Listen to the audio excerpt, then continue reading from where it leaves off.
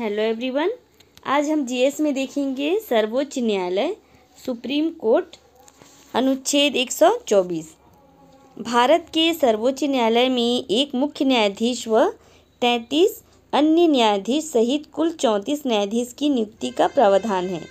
इसकी नियुक्ति राष्ट्रपति के द्वारा की जाती है। अब देखते हैं इनमें योग्यता क्या क्या होनी चाहिए। तो भारत के सर्वोच्च न्यायालय में न्यायाधीश जो है वो भारत का नागरिक होना चाहिए। 5 वर्ष तक उच्च न्यायालय में वह न्यायाधीश रहा हो। 10 वर्ष तक उच्च न्यायालय में वकालत कर चुका हो या राष्ट्रपति की दृष्टि से पारंगत विधिवेत्ता हो। नेक्स्ट है इसका कार्यकाल। तो इसका कार्यकाल 65 वर्ष की आयु तक।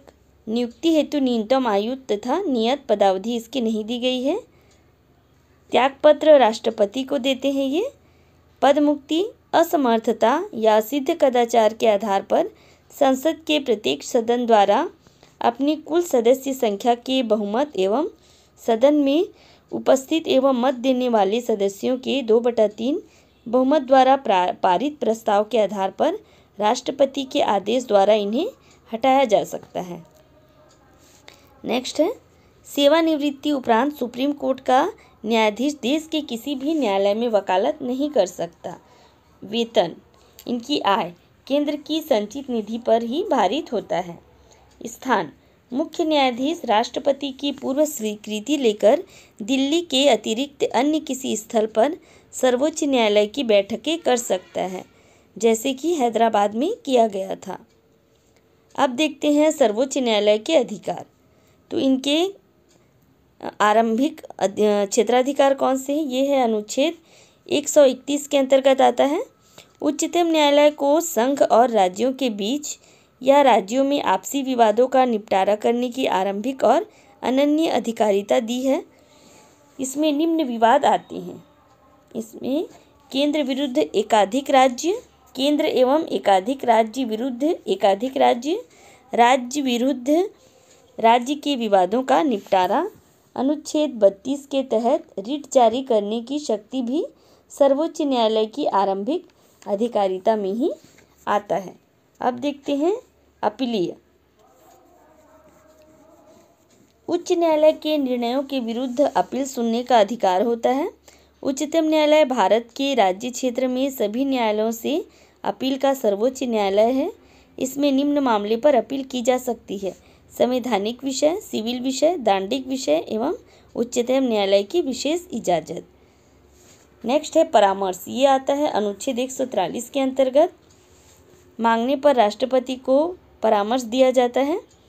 आदेशों का पुनर्विलोकन, उच्चतम न्यायालय को अपने द्वारा सुनाए गए निर्णयों या दिए गए आदेशों के पुनर्विलोकन की शक्ति है। ये आता है अनुच्छेद 137 के अंतर्गत।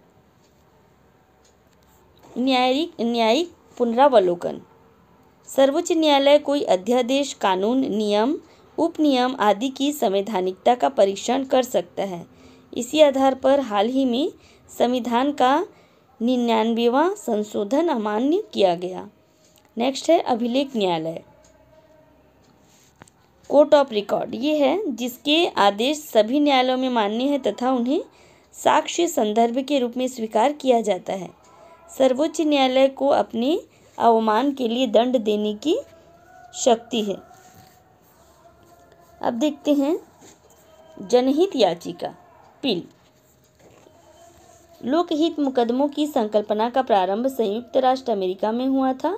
भारत में लोकहित मुकदमे प्रारंभ करवाने का श्रेय मुख्यतः न्यायाधीश PN भगवती एवं जस्टिस कृष्णा अय्यर को है।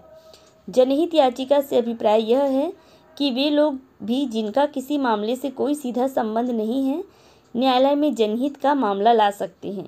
पत्रकारों, वकीलों तथा समाज सेवकों, यहाँ तक कि समाचार पत्रों की रिपोर्ट के आधार पर भी सर्वोच्च न्यायालय ने अनेक जनहित याचिकाएं स्वीकार की हैं। इससे लाभ यह हुआ है कि इससे समाज के निर्धन तथा कमजोर वर्गों को सुगमता से न्याय मिला है। नेक्स्ट है न्यायिक सक्रियता।